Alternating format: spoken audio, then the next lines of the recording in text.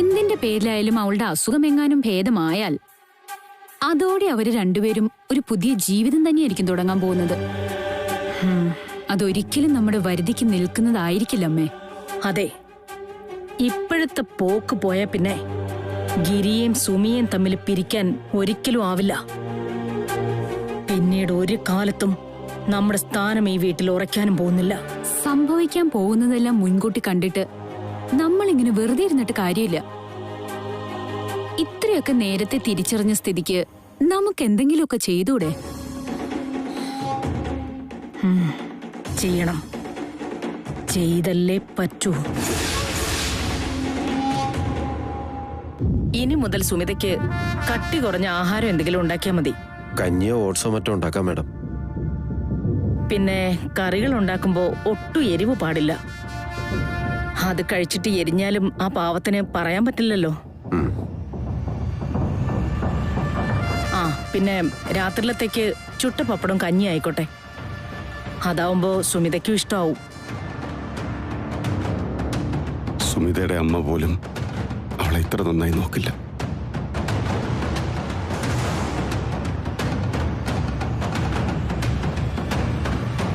ആ ഗിരി, ഞാൻ നിന്നോട് വളരെ പ്രധാനപ്പെട്ട ഒരു കാര്യം പറയാൻ വിട്ടുപോയി. എന്താ അമ്മേ? നമ്മുടെ രാധിക ആന്റിയുടെ മോളില്ലേ ഹീര, അവളിപ്പോ UK വലിയ ന്യൂറോളജിസ്റ്റാ. നമ്മുടെ സുമിതയുടെ ട്രീറ്റ്മെന്റ് കാര്യങ്ങളൊക്കെ അവളെ ഒന്ന് അറിയിക്കാൻ രാധിക ആന്റി പറഞ്ഞു. അതെന്തിനാമേ? എടാ, UK ആവുമ്പോ അവര് കുറച്ചും കൂടി അഡ്വാൻസ്ഡ് ആയിരിക്കില്ലേ? തന്നെയല്ല, സുമിയുടെ കാര്യത്തിൽ വേറെ എന്തെങ്കിലും സാധ്യതകൾ ഉണ്ടോന്ന് നമുക്കൊന്ന് അന്വേഷിക്കുകയും ചെയ്യാം. എനിക്ക് അവർക്ക് അയച്ചു കൊടുക്കാൻ വേണ്ടി സുമിതയുടെ മെഡിക്കൽ റിപ്പോർട്ട്സും മരുന്നുകളുടെ ലിസ്റ്റും ഒക്കെ ഒന്ന് വേണം. അതെല്ലാം അലമാരിയിൽ ഇരിപ്പുണ്ടമ്മേ. അമ്മ അതെടുത്ത് അവർക്ക് അയച്ചു കൊടുക്ക. എന്നാ പിന്നെ ഞാൻ ഓഫീസിലേക്ക് പോട്ടെ. ഓക്കെ, ശരി അമ്മേ.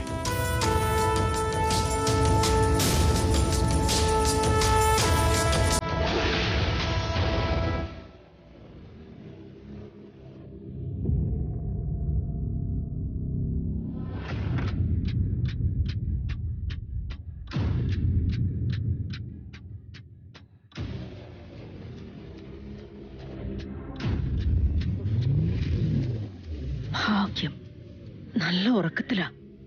ഇത് തന്നെ പറ്റിയ സമയം.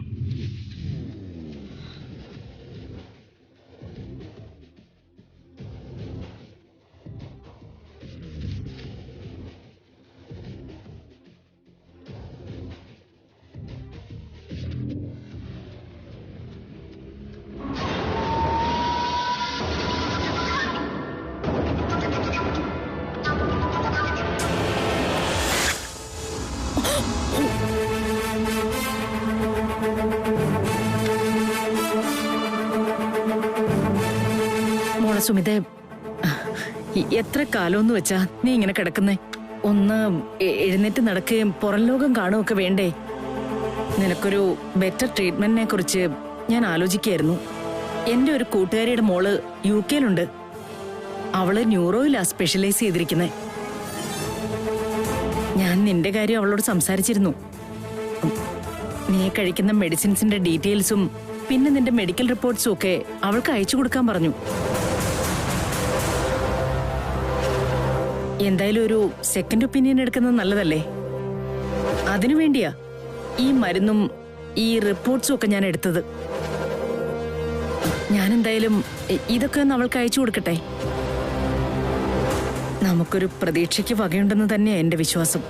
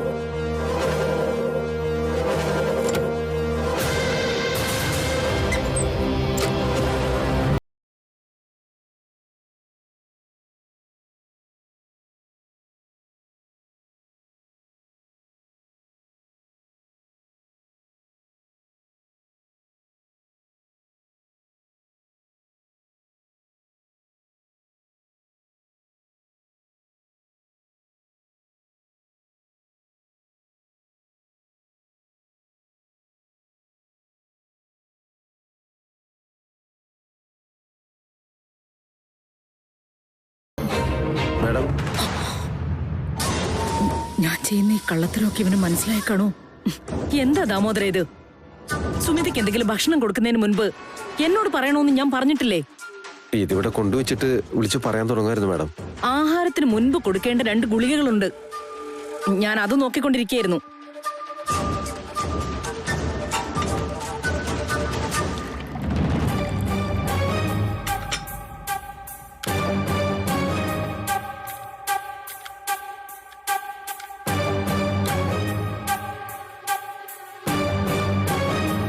സുമിത, സുമി, സുമി, എന്തൊരു ഉറക്കം ഇത്? ഈ ഗുളിക കഴിച്ചേ, ആഹാരത്തിന് മുൻപുള്ളതാ.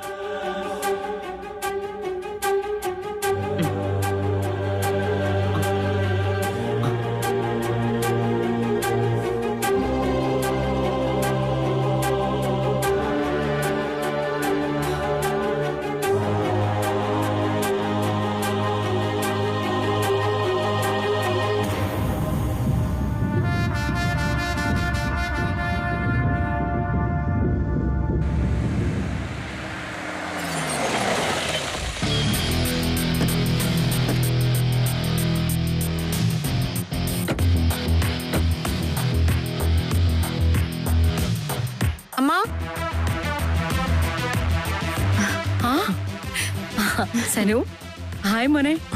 നിങ്ങളെന്താ വൈകിയേ? വരുന്ന വഴിക്ക് എന്റെ സ്റ്റുഡിയോയിലൊന്ന് കേറി. ആഹാ, അങ്ങനെ സമയം പോയി. ഞാൻ വീണ്ടും മോഡലിംഗിൽ സജീവമാകാൻ തീരുമാനിച്ചു. ആഹാ, അത് കൊള്ളാലോ. അതേതായാലും നല്ല തീരുമാനമായി. ഫാഷൻ ഫീൽഡിലേക്കുള്ള എന്റെ റീ എൻട്രി ചില്ലറ ബ്രാൻഡിന്റെ കൂടെയൊന്നും അല്ല. വേദിക ഗോൾഡൻ ഡയമണ്ട്സിന്റെ ബ്രാൻഡ് അംബാസിഡർ ആവാൻ പോവാ ഞാൻ. ആഹാ. അമ്മേ, ചേച്ചിക്ക് ഇപ്പൊ എങ്ങനെയുണ്ട്? അതേ കിടപ്പ് തന്നെ. ഉടനെ ഒന്നും ഒരു മാറ്റം വരുമെന്ന് പ്രതീക്ഷിക്കണ്ടെന്നല്ലേ ഡോക്ടർ പറഞ്ഞത്? എന്ത് ചെയ്യാനാ ശ്രീനിഷെ, വിധി ഇങ്ങനെയായി പോയില്ലേ. പാവം നമ്മുടെ സുമിതയടുത്തേക്ക്. ഞാനെന്നാ സുമിത ചേച്ചി ചെന്നൊന്ന്. അയ്യോ പിന്നെന്താ, മോൻ ചെല്ല്. അവള് മുറി തന്നെ ഉണ്ട്.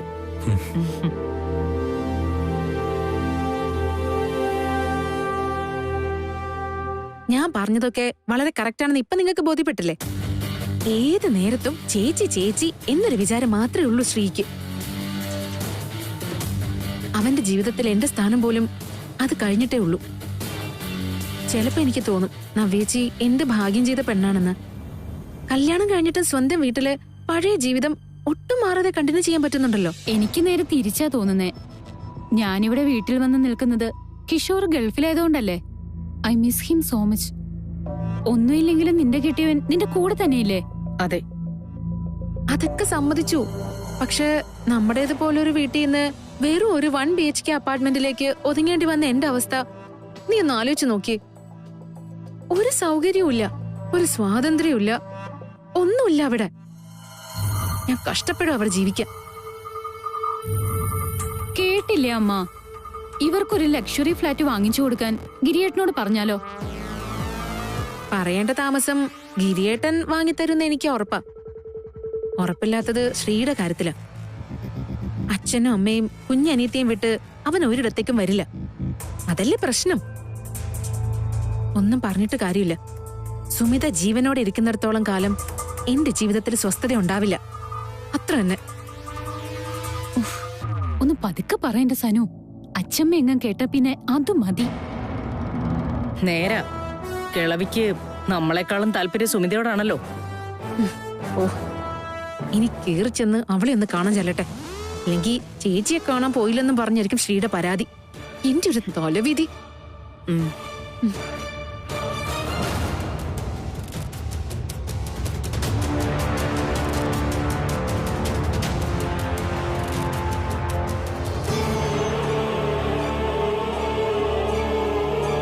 ഇങ്ങനൊരു ദുർവിധി വരാനും മാത്രം എന്റെ ചേച്ചി ആരോടൊരു ദ്രോഹം ചെയ്തിട്ടില്ലല്ലോ.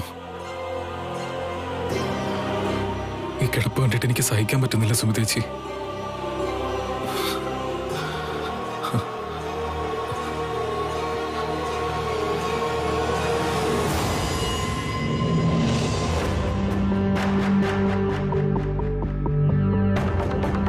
ചേച്ചി, സുമിതേച്ചി, ഞാൻ പറയുന്നത് എന്തെങ്കിലും സുമിതേച്ചി കേൾക്കുന്നുണ്ടോ? ചേച്ചിക്ക് മനസ്സിലാക്കാൻ പറ്റുന്നുണ്ടോ? ഇല്ല ശ്രീ പറയുന്നതൊന്നും ഇനി അവള് കേൾക്കില്ല. നിങ്ങളോടൊന്നും അവൾ ഇനിയൊന്നും പറയേയില്ല. അവളുടെ ഉപദേശം സ്വീകരിച്ച് മടുത്തതുകൊണ്ടാ ഞാൻ ഇങ്ങനൊരു കടുങ്കൈ ചെയ്തത്. എന്നെ കൊണ്ടിത് ചെയ്യിച്ചത് ശ്രീ തന്നെയാ. നിന്റെ ചേച്ചി ഇപ്പൊ ഈ കിടപ്പ് കിടക്കുന്നുണ്ടെങ്കിലേ അതിന്റെ ഉത്തരവാദി വേറെ ആരുമല്ല, നീ തന്നെയാ ശ്രീ.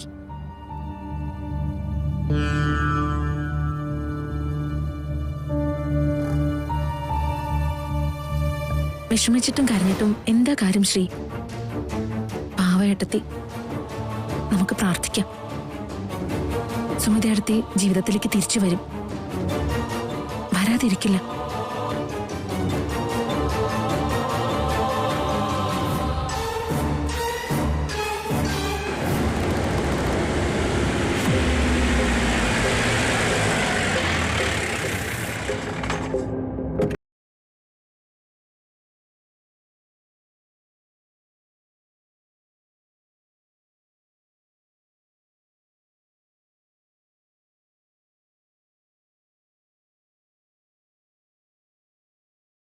എന്റെ പേര് മീര വർഗീസ്, CF പോലീസ്. ഇരിക്കണം മാഡം.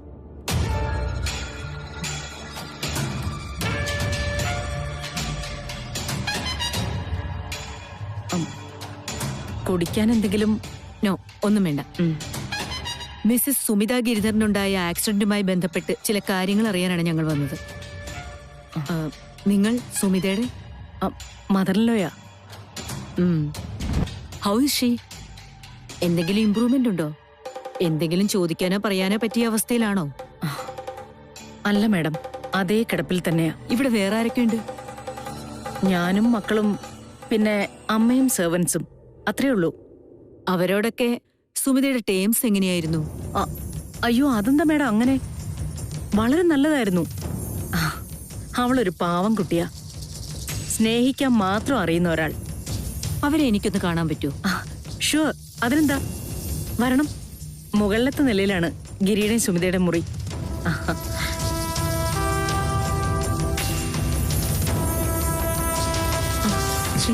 സനിമോളെ, മാഡം ഇരിക്കണം.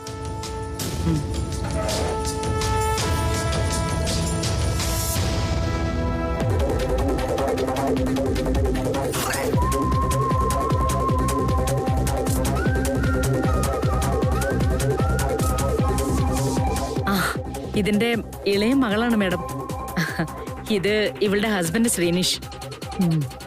ഇതെന്റെ ചേച്ചിയും കൂടിയാ മാഡം. എന്റെ മൂത്ത മകനായ ഗിരി കല്യാണം കഴിച്ചിരിക്കുന്നത് ശ്രീനിഷിന്റെ പെങ്ങളെയാ. എന്തായി മാഡം കേസിന്റെ അന്വേഷണം? ഇങ്ങനെ നടക്കുന്നു. അല്ല, എന്തെങ്കിലും അറിയാൻ കഴിഞ്ഞോ? ഇതിന്റെ പിന്നിൽ ആരാണെന്നോ എന്താണെന്നോ എന്തെങ്കിലും ഒരു സൂചന? ആസ് ഓഫ് നൗ ഇല്ല. ഇടിച്ചത് ഒരു ലോറിയാണെന്നല്ലേ പറഞ്ഞത്? അതിന്റെ ഡ്രൈവറേയും ക്ലീനറേയും കുറിച്ച് എന്തെങ്കിലും വിവരം? അവരുടെ ഫോൺ ഓണാകാതെ അവരെ ട്രേസ് ചെയ്യാൻ യാതൊരു മാർഗവുമില്ല അല്ല മാഡം? സുമിത ഇടിച്ച ലോറിയിൽ ഡ്രൈവർ മാത്രമല്ല ക്ലീനറും ഉണ്ടായിരുന്നെന്നും അവരുടെ ഫോൺ സ്വിച്ച് ഓഫ് ആണെന്നും നിങ്ങൾക്കെങ്ങനെ അറിയാം? അതറിയാൻ സാമാന്യ ബുദ്ധി മതിയല്ലോ മാഡം. ഒരു ലോറി ആവുമ്പോ ഡ്രൈവറും ക്ലീനറും സാധാരണ ഉണ്ടാവുമല്ലോ. ഇങ്ങനൊരു കുറ്റം ചെയ്ത സ്ഥിതിക്ക് അവര് ഫോൺ ഓഫ് ചെയ്ത് മുങ്ങിയിട്ടുണ്ടാവും അല്ലേ?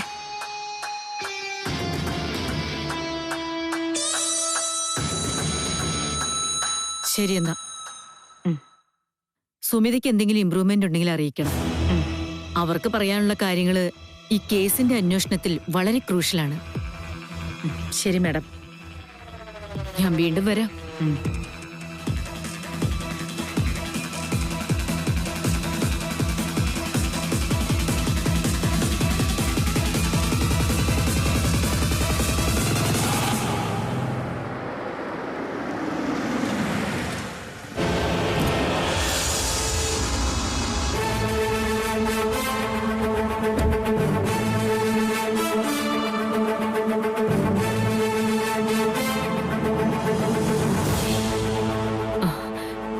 നമസ്കാരം സർ. നമസ്കാരം. ഞാനൊന്ന് സുമിതയെ കാണാൻ വേണ്ടി വന്നതാ. അവളെ കണ്ടതുകൊണ്ട് വലിയ പ്രയോജനം ഉണ്ടെന്ന് തോന്നുന്നില്ല. അത് മനസ്സിലായി. അന്വേഷണം എവിടം വരെയായി? എന്തെങ്കിലും ഡെവലപ്മെന്റ്സ്? ഇതുവരെ യാതൊരു ലീഡും നമുക്ക് ലഭിച്ചിട്ടില്ല എന്നുള്ളതാണ് സത്യം. But we R trying.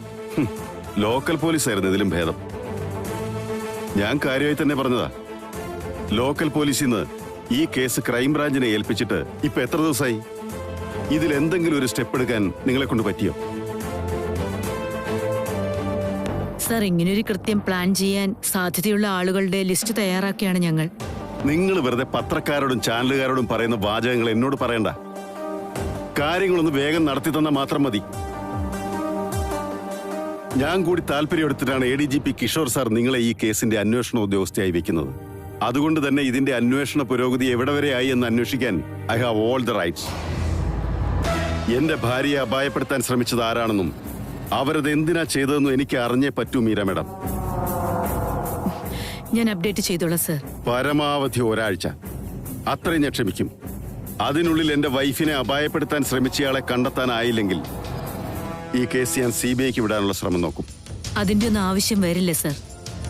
ഞങ്ങൾ പരമാവധി ശ്രമിക്കുന്നുണ്ട്. ഈ കേസുമായി ബന്ധപ്പെട്ട് ഞങ്ങൾക്ക് ചില സൂചനകൾ കിട്ടിയിട്ടുണ്ട്. മാക്സിമം പോയാൽ ഒരാഴ്ച. അതിനുള്ളിൽ ഈ ക്രൂരതയ്ക്ക് പിന്നിൽ പ്രവർത്തിച്ച കറുത്ത കരങ്ങൾ ആരുടേതാണെന്ന് ഈ ഞങ്ങൾ കണ്ടുപിടിച്ചിരിക്കും.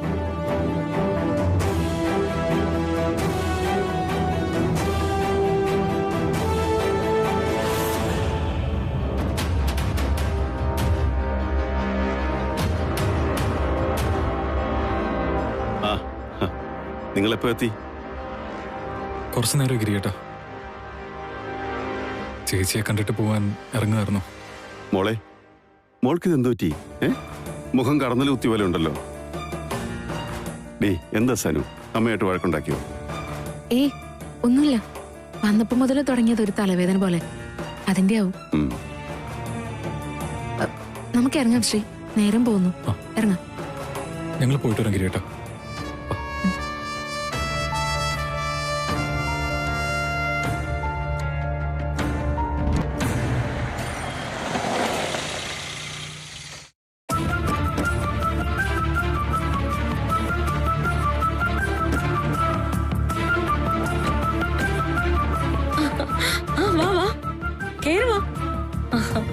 നിങ്ങളെന്താ വരാൻ ഇത്ര ലേറ്റ് ആയത്? വരുന്ന വഴിക്ക് മഹാദേവ ക്ഷേത്രത്തിൽ ഒന്ന് കയറി. സുമിയുടെ പേരില് ഒരു മൃത്യുഞ്ജയ പൂജ കഴിച്ചു. ഇവിടെ അച്ചമ്മ മുടങ്ങാതെ എല്ലാ ദിവസവും അവളുടെ പേരില് വഴിപാടുകൾ നടത്തുന്നുണ്ട്. എന്റെ മോൾ എവിടെ അനുരാധേ? അവക്കിപ്പോ എങ്ങനെയുണ്ട്? നിങ്ങൾ വാ, അവള് മുറിയിലുണ്ട്.